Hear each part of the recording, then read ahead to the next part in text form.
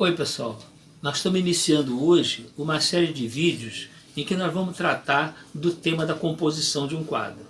Afinal de contas, a primeira pergunta que nós temos que fazer é o que é que faz um quadro ser um quadro? O que diferencia um quadro de uma simples fotografia tirada a esmo? A resposta é o fato formal que nós chamamos composição.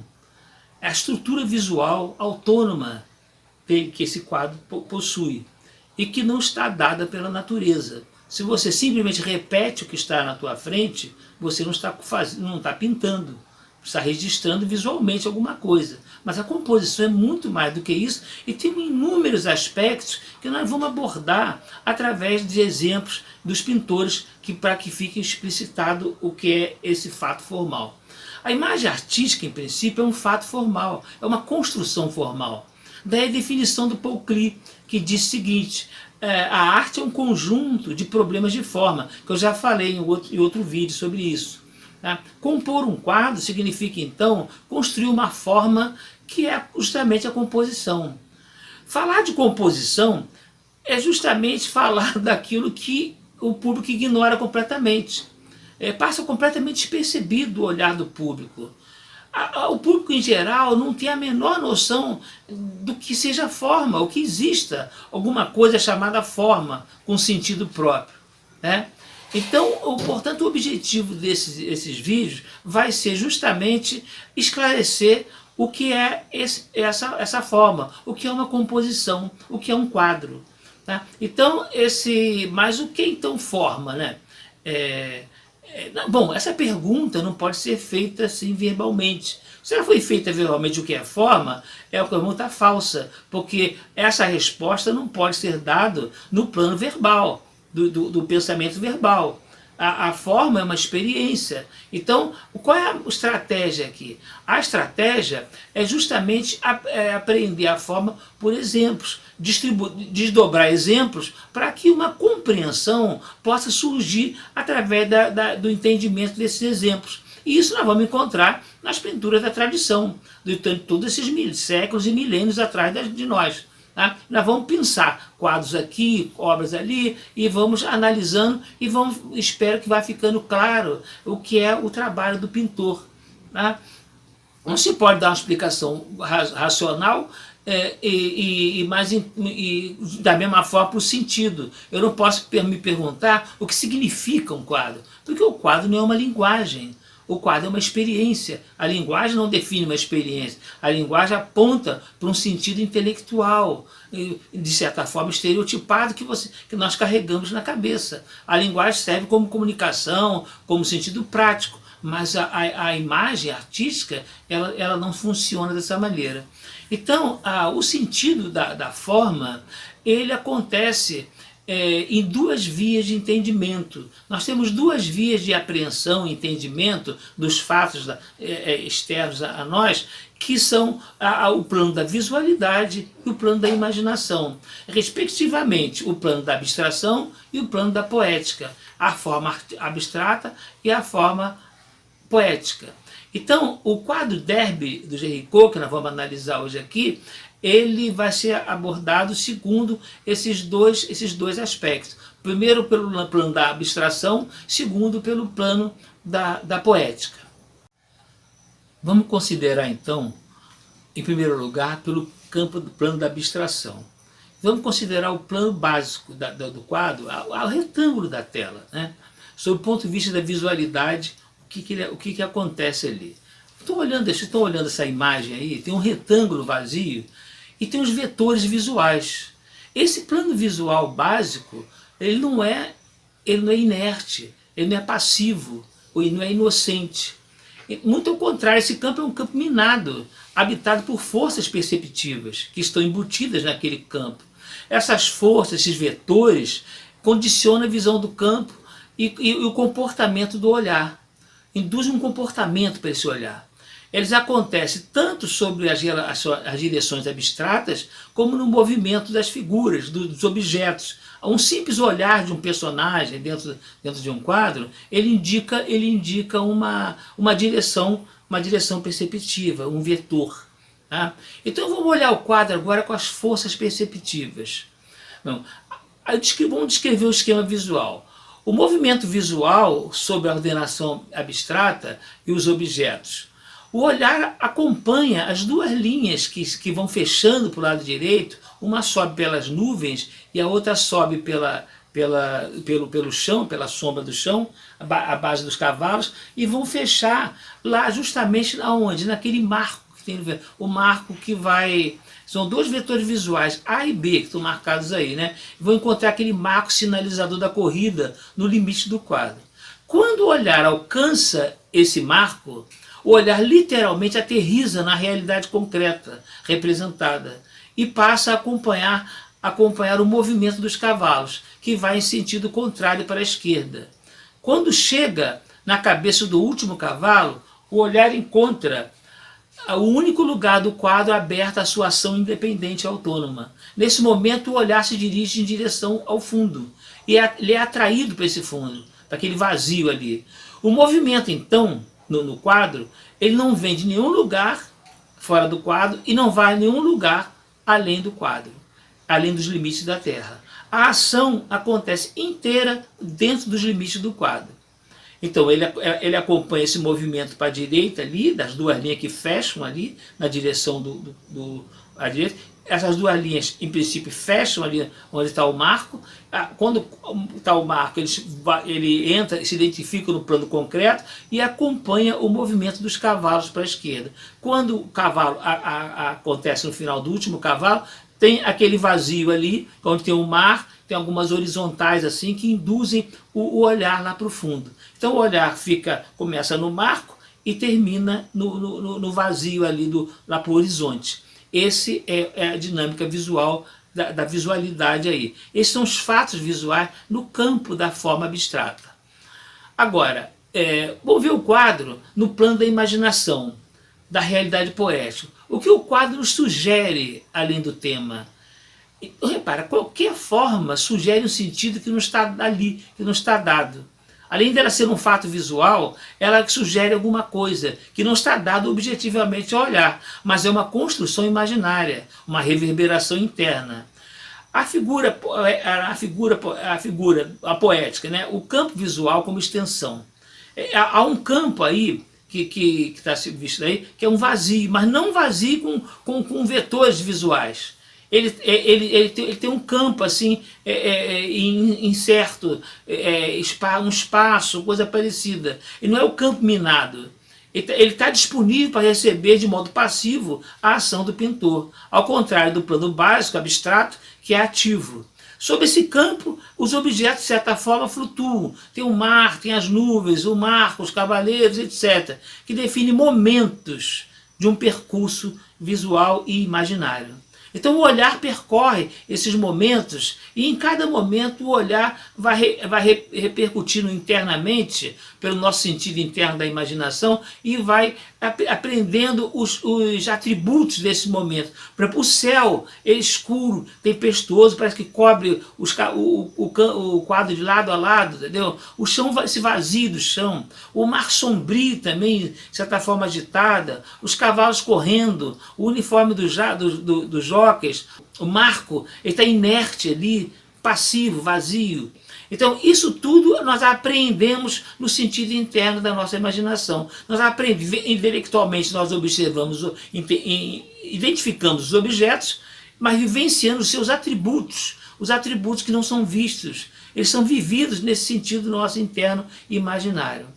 Há também uma economia de elementos que não é à toa. Nada aí é supérfluo. São como as palavras de um discurso. Por exemplo, não há nenhum barco no mar, nenhum pássaro no céu. Nada que poderia complementar, aparecer ali de uma maneira assim, só para compor alguma coisa, não está dado. O céu ele é sombrio, o mar também é sombrio, bem agitado. Tudo está vazio. As coisas estão ali, estão todas vazias. O entorno em relação aos cavalos, por sua vez, é natural. Nada confirma o tema, a não ser o marco sinalizador do percurso da corrida, que não é parte da paisagem.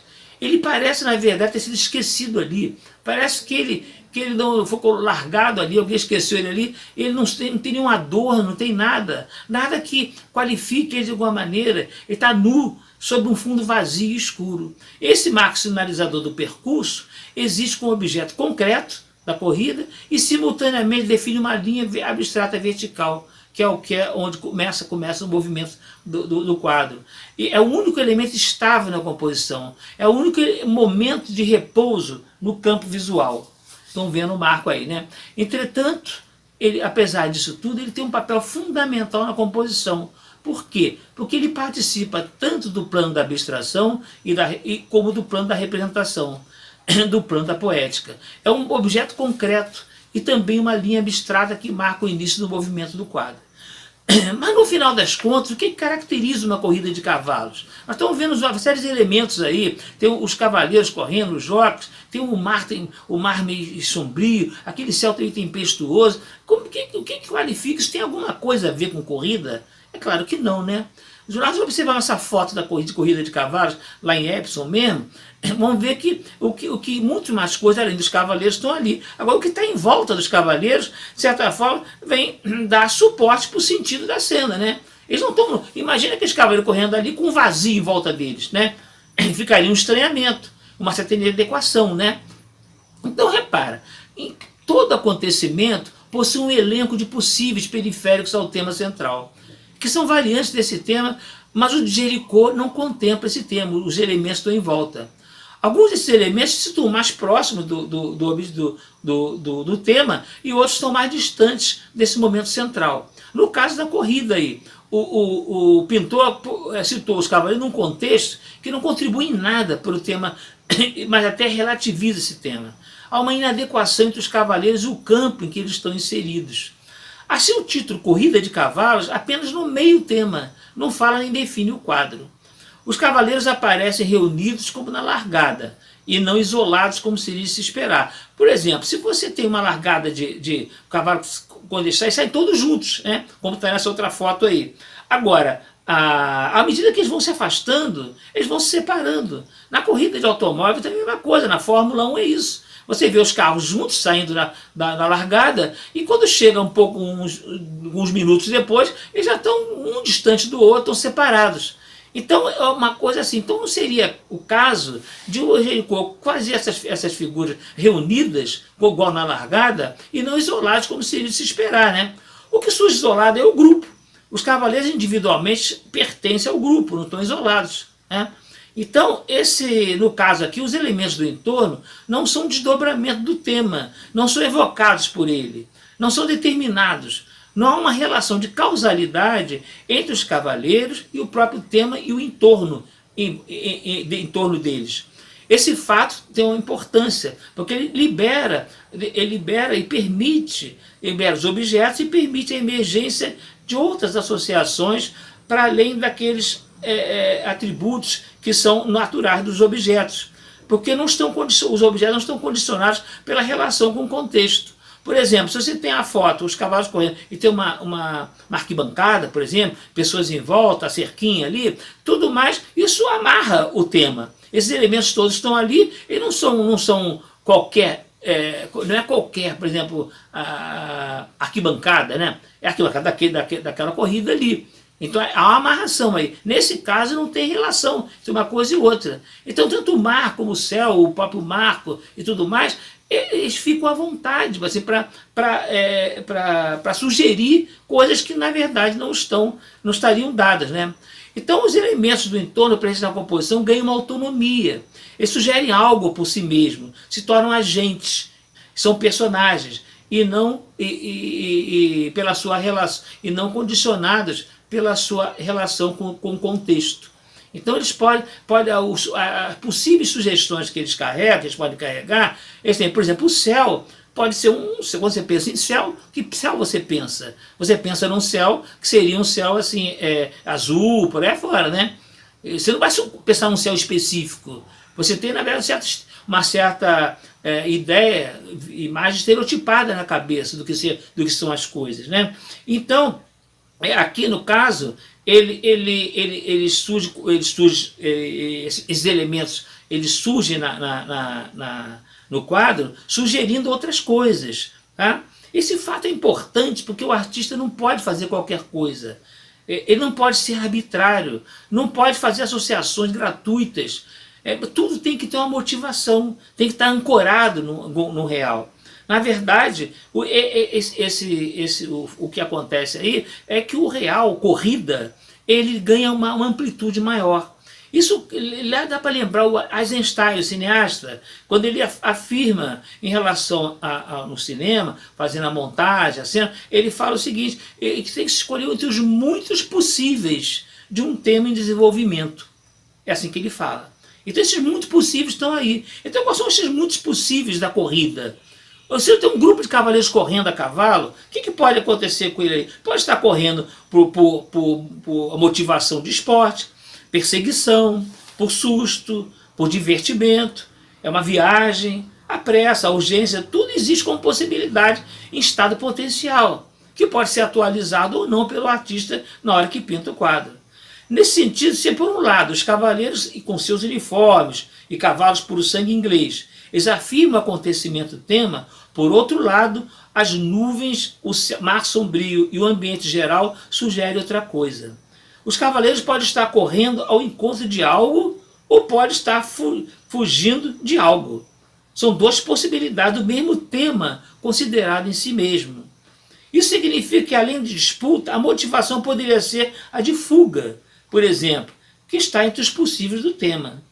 São os atributos presentes nos elementos reunidos no ambiente que, no seu conjunto, determina o sentido da cena. O sentido da cena é pela leitura que nós fazemos imaginária desses atributos que estão em cada objeto, em cada elemento ali. Quando eu falo objeto, eu falo o mar é um objeto, o céu com as nuvens é outro objeto, o chão é outro objeto, é assim que se fala objetos na pintura. Então esses atributos no objeto, no elemento determinam o sentido. Né? É assim que a partir da sugestão de ameaça no ambiente sombrio, em torno dos cavaleiros que parecem ansiosos, parece estar fugindo, querendo escapar de algo que aparentemente se avizinha, que nós temos, que é uma sugestão que legitima o agrupamento deles. É como se o medo, em princípio, nós podemos considerar que o medo, ele reúne as pessoas, né? Então, essa aglomeração deles aí, distantes da largada, apertados ali, esse nervosismo todo, está se legitimando pela sugestão que o contexto em torno dá. Né? Então os cavaleiros com suas uniformes por aí fora, eles apontam para a largada lá fora, para a corrida com todo o aparato que a corrida tem, aquele evento social da corrida. Agora, os elementos naturais que estão em volta, até o próprio marco mesmo, eles apontam em outra direção. Então, nós temos uma ação com duas motivações diferenciadas. Tá? Esse possível sentido complementar, suplementar, corresponde a uma reverberação imaginária. É uma realização íntima do observador e está sugerido, não está representado, como tudo na poética. Não se representa a coisa em seu sentido em si, o ponto principal. Tudo é sugerido. Se sugere o entorno, se sugere o periférico. É por aí que acontece a seleção dentro da poética, né? Que o artista escolhe. Então, o acontecimento corrida convive então com outro acontecimento que seria a fuga. São dois acontecimentos, são duas vivências superpostas na apreensão. Essa é a natureza do sentido poético, da experiência poética, a vivência simultânea de dois acontecimentos, duas realidades e que no plano da vivência real se excluem. Você na vivência real, ou a coisa é alegre ou é triste. Você pode ter alguma coisa que seja um pouquinho lá e cá, mas em princípio, intelectualmente, você não pode dizer duas coisas contraditórias.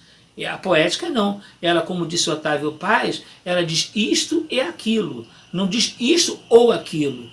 O pensamento só consegue dizer isto ou aquilo. Ele não pode dizer simultaneamente duas coisas, dois sentidos contraditórios. Então aqui nós temos dois sentidos contraditórios que fazem parte justamente dessa experiência poética, que constitui o fato poético. Né?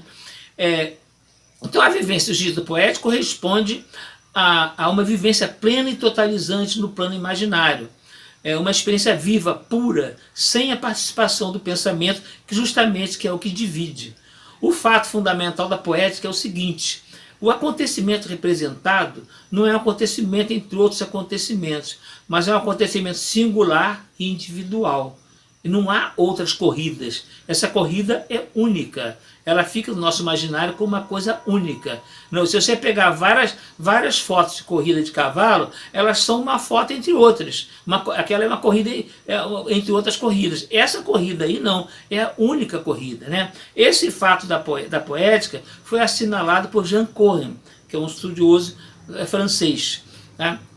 Que ele se refere aos ângelos azuis do Mallarmé, que ele diz que não há outros ângelos, só aquele ali. Entende? Espero que tenha ficado claro isso. Então, o sentido imaginário de fuga não é, então, uma arbitrariedade do artista. Ele pode induzir esse sentido porque não é algo imposto ao tema. Ele pode induzir porque esse sentido pertence ao tema, está latente no interior do próprio tema, entre os tantos possíveis periféricos ao acontecimento corrida. Vamos considerar, então, a relação com o público, como o público encara um trabalho de arte. Né? A forma artística passa completamente despercebida do público em geral. Isso por quê? Porque ela não pode ser verbalizada. A forma é vivenciada. O que o público verbaliza é o tema. Ele só fala do tema, conscientiza o tema. Então, você pega, o que você viu? Viu uma paisagem, viu um retrato de alguém, né? Uma figura, um nu. Então, isso pode ser verbalizado. Então, o público, quando fala, ele fala disso, porque ele não consegue, ele teve uma experiência, mas não consegue verbalizar essa experiência. Isso é natural. O público não tem obrigação nenhuma de entender essas coisas. Quem tem obrigação são daqueles que pretensamente querem fazer alguma coisa nessa direção, querem realizar alguma coisa. Outra coisa que acontece interessante, é o fato que prova isso, é o fato de que, aparentemente, ninguém reclamou, ninguém estranhou o fato de que o pintor realizou os 4 cavalos na mesma posição, com a mesma configuração, exatamente iguais. Só uma coincidência impossível poderia acontecer isso numa corrida. Né? E a coisa não fica por aí. Né? Ninguém estranhou. Agora, não fica por aí. Fica claro que essas configurações foram deliberação do artista. Foi uma decisão dele, né? Na verdade, o que nós vivenciamos para entender isso, não são os objetos em movimento, mas é o próprio movimento em si mesmo, que está representado aí. O tema literal é a corrida, mas o tema da composição é o movimento. Então, observando agora algumas fotos de cavalos correndo, que alguns 50 anos, não sei quantos foi, depois do Géricault ter falecido, e esse quadro é de 1821, é a corrida de Epsom de 1821, o derby, e ele criticaram o Géricault pelo seguinte fato, é que descobriu-se que, no caso, através da invenção do instantâneo fotográfico, tem um fotógrafo muito famoso do século XIX, que fez instantâneo de pessoas andando, correndo, de animais correndo e de cavalos correndo também. Então constatou-se que os cavalos nunca, quando estão correndo, ficam naquela posição, com as 2 pernas para frente, outras pernas para trás, e as 4 no ar. Isso se constatou que nunca existiu. Tá? Então, aí o que aconteceu? Criticou-se o Géricault, como se o artista tivesse errado. Agora você vê, né? O absurdo que é isso. Não, o abuso, né? Então, aí até que mostraram para o Rodin, o escultor Rodin, né? Então, quando mostraram para um outro artista, ele respondeu na bucha, ele simplesmente foi taxativo. Ele falou, é o artista quem diz a verdade, e a fotografia que mente. Ou seja, ele falou que a fotografia mente. E a obra e o trabalho de arte, desviando da realidade, está falando a verdade. Então essa realidade aí não é verdadeira, ou é? Então o que acontece? Ele falou, o Rodin explicou, porque na verdade o tempo não para. E a fotografia, ela imobiliza o tempo. E o pintor não fez isso. Ele falou que os artistas, pintores, escultores, reúnem numa mesma figura fases diferentes de uma mesma ação. Então, numa mesma ação, é igual aquele Doríforo do Policleto, aquela escultura que parece que ele está em repouso, ao mesmo tempo ele nem está em repouso, também ainda não começou a andar. Parece que os dois, o ato de se mexer e o ato de estar parado em repouso são simultaneamente colocados ali. No caso do Jericó, o Rodin diz o seguinte, é que o pintor representou as pernas dianteiras estão avançando para frente para conquistar um espaço na frente ali no chão. E as pernas de trás estão dando um impulso para que esse movimento aconteça. Então são dois momentos da corrida, o momento do impulso atrás e o momento das pernas esticarem para frente, que são apresentados simultaneamente numa imagem só. Né? Então isso não é difícil, porque o Van Gogh já tinha escrito o seguinte, que ele tinha que fazer tais deformações, tais anomalias, que podiam ser mentiras, sim, se quiser, mas mais verdadeiras que a verdade literal. É o mesmo caso da fotografia e do quadro do Jericó. A fotografia mostra, em princípio, aparentemente, a verdade literal. E o quadro de Jericó é mais verdadeiro do que a verdade literal. Certo? Agora, vamos fechar aqui. Essa configuração não é nova, também não é velha. É o seguinte, é porque se você consultar as paredes de Lascaux na caverna, a arte rupestre, você tem a imagem agora aí, os cavalos ficam na mesma posição. Não sei se todos, mas bastante nessa mesma posição. Duas patas para frente, duas patas para trás. E também o Kandinsky, no século XX, andou uma época pintando com muitos cavalos, também fazia a mesmíssima coisa. Algumas patas para frente, outras patas para trás. As patas de trás para trás. Então, é a mesma abertura de campo. Isso significa o seguinte, que esses cavalos, essa configuração, é que mostra um cavalo correndo. A configuração objetiva do cavalo fotografado não mostra o cavalo correndo, pelo contrário, ela imobiliza. Você identifica racionalmente que aquilo é um cavalo correndo, mas você não vivencia o movimento. Por isso que o movimento do cavalo acontece a partir do contato com a obra. Certo? Então esse foi um exemplo de composição de um pintor que nós analisamos aqui, que esse demorou um pouco mais, que esse é mais complicado, mas é um quadro muito rico pelo que ele suscita de problemas. Né? Então foi muito bom o Jericó ter pintado esse quadro, e agora os outros quadros que eu fizer vão ser um pouco mais, os vídeos vão ser um pouco mais limitados, menores. Eventualmente eu faço até mais de um quadro no mesmo vídeo. Então nós vamos ver como é que vai ficar isso aí. Muito obrigado.